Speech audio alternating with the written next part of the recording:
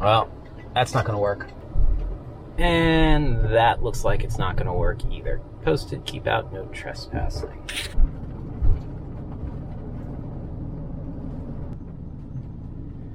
And this is not going to work either. Oh, but apparently this is where all the van lifers are. Interesting. Imprisonment of up to 12 months. And watch for dogs. So I am way at the end of Willoughby Spit in Norfolk. And I spent some time looking at satellite images and a list of boat ramps, and I thought up here right at the end was a place where I could park and could also get a boat in the water. What is this? No, that would not be fun. I was about to say, but there's no place up here. I thought there was, I was misled, and then I saw this. But that would not be a fun launch. I could do it in a pinch, but that would not be a fun launch. So I spent a lot of time trying to figure out cool places to put the boat in, as opposed to just the normal boat launches, just because they get crowded and I don't want to deal with it. And today was a fail. So I'm hanging out at a marina looking at boats, because there's no place for me to put in over here, other than a public beach, which is super crowded, and I don't want to lug a 17-foot boat across a public beach. Okay, but what I do want to talk about today is something that we don't talk about in the kayaking realm. It sort of goes along with the loadout for kayak safety video that I put out a couple weeks ago. And this is the 10 essentials, which really comes from backpacking, but is applicable to everyone in the outdoors. So let's talk about the 10 essentials in general and how it applies to sea kayaking, which is a little bit different. Let's go.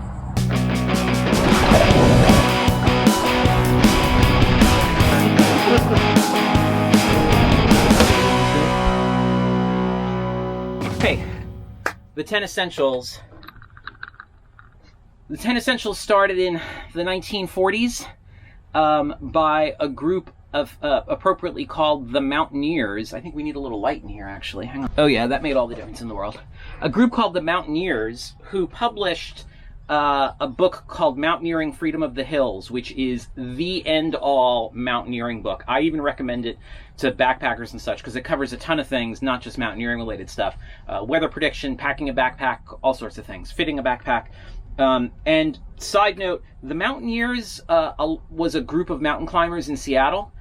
Another group of mountain climbers in Seattle actually started the REI co-op. I might have the years wrong. No, 38, they started the co-op, so it was 40s. And there's some overlap between the Mountaineers and the founding of REI. Let's put a Venn diagram on the screen, and in that middle portion, there's some overlap between those two groups, which I think is kind of interesting. So the 10 essentials started as 10 things that should be in your backpack on every trip. In the ensuing 80 years, it has morphed into 10 systems that you should have. Hey, I want to interrupt myself for just 1 second here and say the list that I am about to give you is a 10 essentials for sea kayaking that I created because I realized that there wasn't one. And it does differ a little bit from the traditional 10 essentials list like you might see on REI's website currently. It adds something which is not included in the traditional list, which is safety. Because we're in a water environment, we need to be thinking about safety a little bit differently than, say, backpackers do. And it leaves something off, which is obvious if you're doing a multi-day kayaking trip, which is shelter. So we're not going to talk about shelter, except for when we talk about the mandatory 5. It's thrown in there a little bit, just because we're assuming if you're doing a trip, you've got some form of shelter, be it a tarp, a tent, whatever. Okay, back to me. You see this list and it seems really big, and you're like, how could I fit that in a backpack? But really, it could be pretty small. To make it even smaller, in my book Go, I created a shorter version called the mandatory 5. So if you're not doing the 10 essentials because it seems like too much, just do the mandatory 5. And the mandatory 5 works really well. So what are in the 10 essentials? Let's grab my list and find out and sort of see how I pack them and deal with them. Okay, so I take the 10 essentials systems concept a little bit further. I break it into each category. So for instance, the first one is safety. And then I break that into an A and a B. And the A is you gotta have it. The B is it's good to have. You don't have to have it on every trip, but it's good to have. So for starters, on safety, the A is a PFD with a whistle attached. It's in here someplace. A whistle attached. I've said before, I like the Fox 40 whistle. It's super loud. That's the mandatory. Oh, with a paddle float and a bilge pump. I've talked a lot about those two things, and they should always be with you. And then the B, it's nice to have, is a light source, right? So I carry this. It could also be a flare. I used to talk about signal mirrors, but then I realized signal mirrors are really hard to use on land. They're impossible to use in the water. Also in B, I would add a throw rope, and I carry a short tow. I actually carry the short tow more than I carry the throw rope. I really only carry the throw rope when I'm teaching or when I'm doing a multi-day trip, because it's a good thing to have. And so those are your A's and B's, and that's how we'll go through the rest of the list. Number 2 is navigation. At its simplest, a map or a chart in a waterproof case, and a compass. And I keep a compass in my PFD. I actually generally have a compass that I use daily. Well, not daily, but my regular use compass, and a backup. This is my backup. It's just getting a little old. It's got a couple things wrong with it because it's going to get abused in my PFD in terms of salt and stuff like that. And then for your B category, like this is stuff that's good to have, but not necessary, is a GPS or an InReach or something like that. I think those are good things to add in the B category. Super important, use that nav stuff. Keep track of where you are, right? If you're always staying found, then you're never really lost. Okay, number 3 is appropriate dress, and this is gonna vary pretty dramatically for your environment. So right now I am dressed appropriately for this environment. I have sun protection, right? With a UPF 50 hoodie, which I always wear, as you know. And then in the winter, I've got a dry suit, and I'm wearing appropriate things under it. It could be a paddling jacket, it could be a rain jacket, just appropriate stuff. And then I like to have in the boat, particularly when it starts to get cold, a dry bag with some extra layers, or I have in the van here, I have extra clothing that I can put on if I get dry, if I get wet. But I'll take it a step further, and this is again B category, if I am paddling with people who are less experienced, I may have some extra warm layers like a fleece or something in a dry bag in my boat, just in case they don't do a good job of planning and get cold or unfortunately get wet. Okay, number 4 is self-care. In particular, this is regarding sun. So sunglasses, hat, sunscreen. I also add in things like sun lip balm to protect my lips.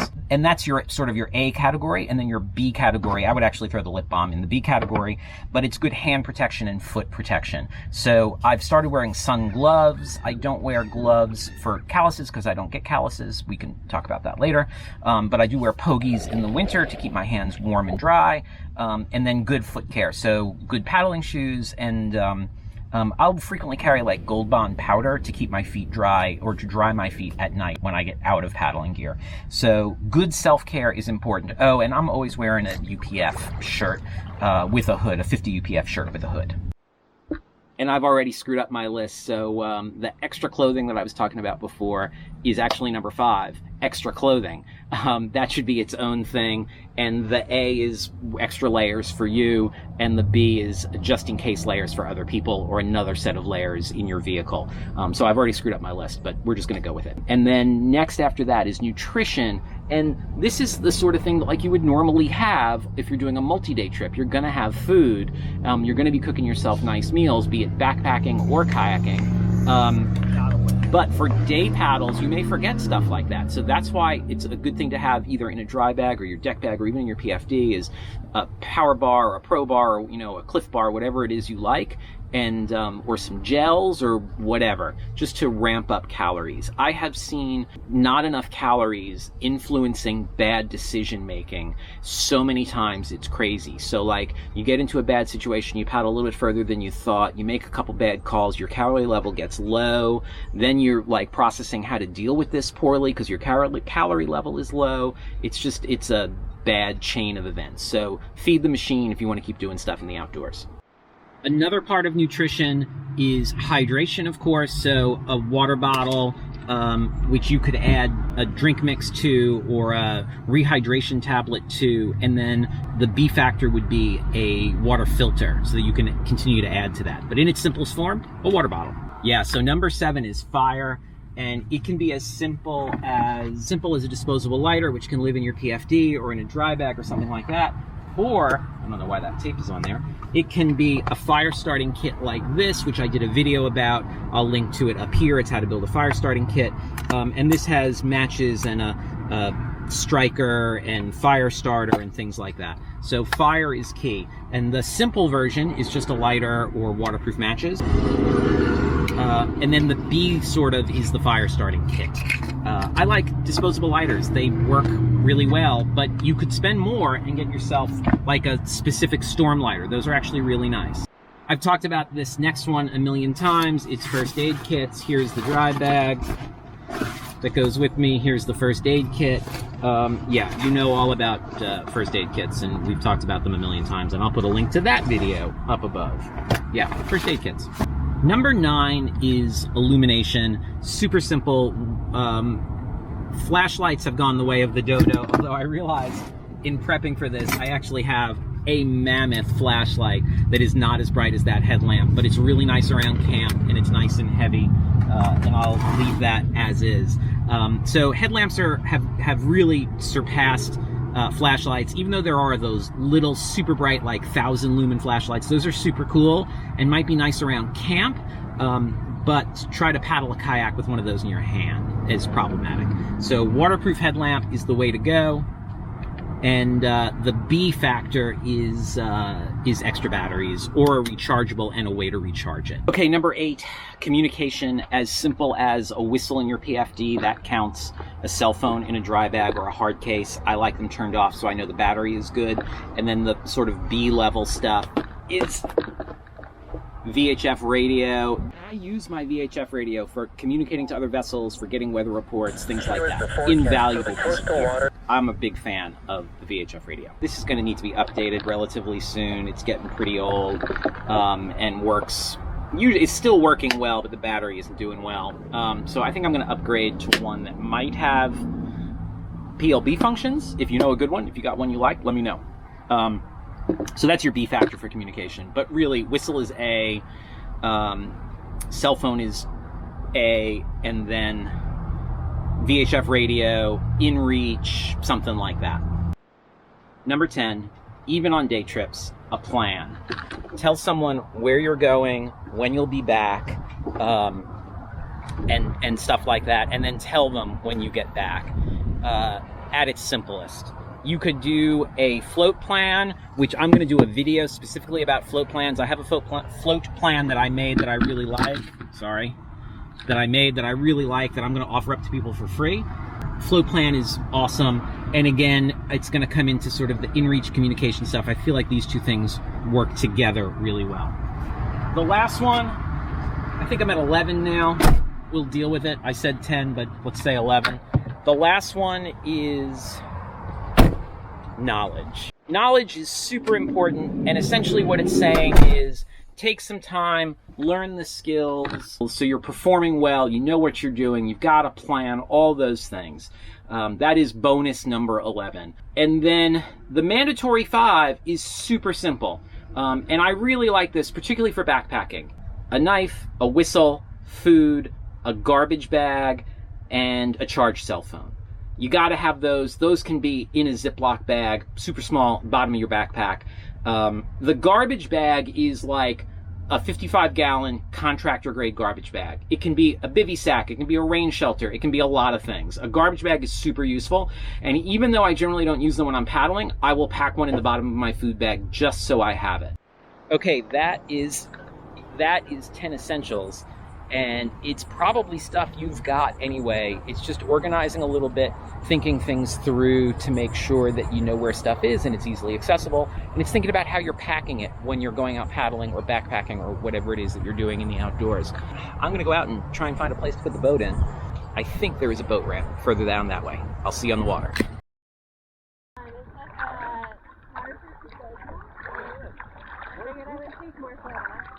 Just self in the water.